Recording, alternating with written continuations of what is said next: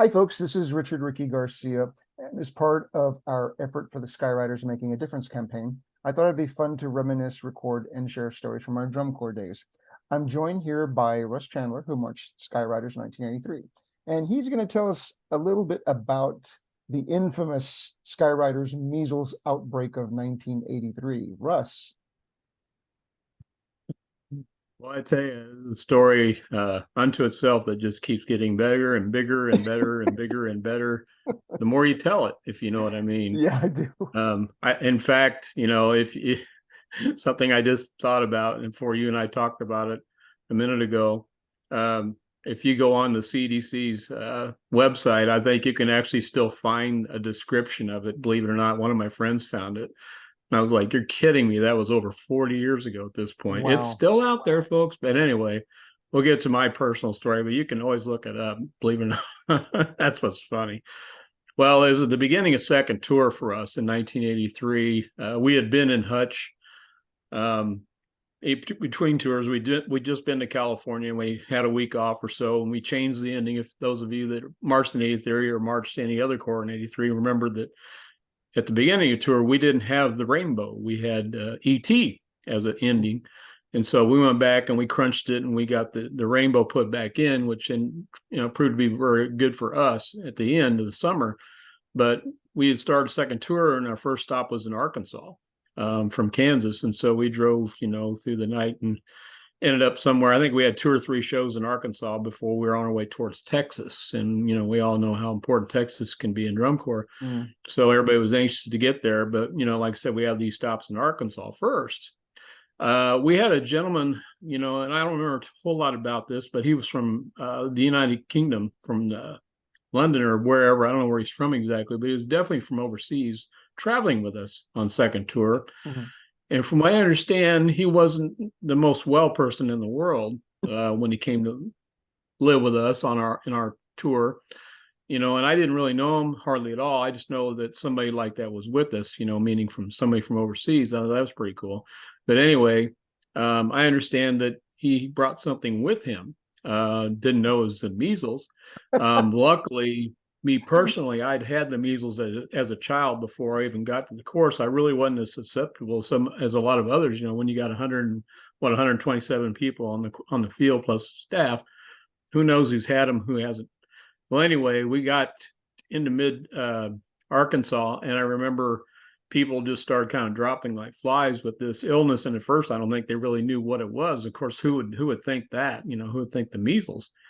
Sure, food poisoning or the flu or whatever the typical things are that go through a group.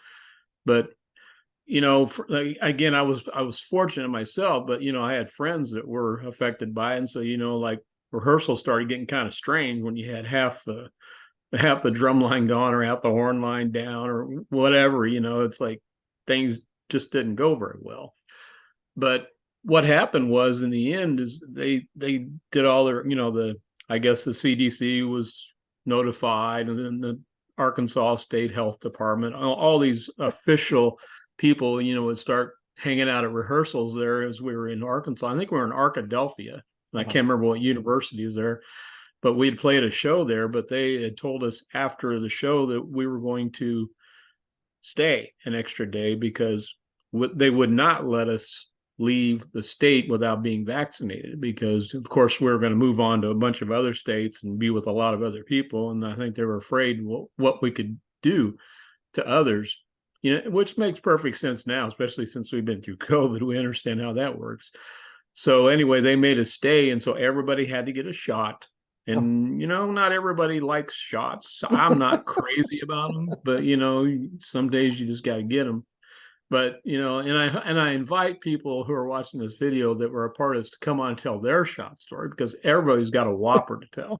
Let me tell you, that's what was funny, because now when I see people through the years, they talk about this thing, that was there in 83 and how they liked it or didn't like it, or they had fun stories about somebody else. So I definitely invite you to come talk about it with Rich. But, my shot story was pretty uneventful. But, the funny thing is that we were held up like this. And of course, eventually we did move on. We got vaccinated. But from that point on, what was funny is every show we went to, I don't know if it's true of every show, but every show we were in, meaning the Skywriters, they had this little announcement like during retreat that said, if your corps is having any symptoms of this or that, and they were talking about us without saying us, right?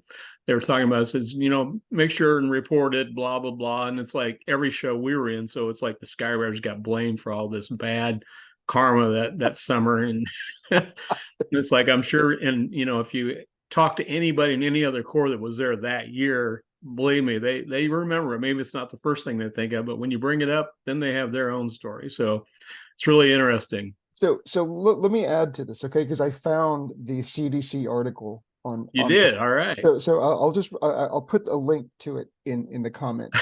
But let me just read parts of it to you, okay? Because it's hilarious. Okay. It's really hilarious to read this. This is from the CDC website. Measles among members of a Drum and Bugle Corps, Arkansas, California, Kansas. 5 cases of measles were reported among 150 members of a Drum and Bugle Corps on the summer performance tour of the United States. Rash onsets ranged from June 19, July to July 17, 1983. 4 cases were confirmed serologically. The Corps members were students from 16 states and England who ranged in age from 14 to approximately 26 years. Whoa, I didn't know about that one. Me neither. All were, I doubt they were 26. All were participating in local, regional, and national performance competitions with more than 100 other drum and bugle corps with approximately 13,000 members from the United States, Canada, and England. I'm going fast. Here's where it gets funny. The chain of transmission began with an international importation in a 17-year-old English citizen who arrived in the United States on June 17th and joined the Drum and Bugle Corps in Hutchinson, Kansas. Although he gave a history of having received measles vaccine in England, no documentation was available. So there's more information about this, and it's quite it's funny and looking back at it now, but at the time I'm sure this was not funny. But this really does exist, and it's documented on the CDC site. That's what makes this. It still lives on all this time later. It really is an incredible story. We will forever be known. Yeah. Thanks, Rose. That's a fantastic story. Great. Appreciate it.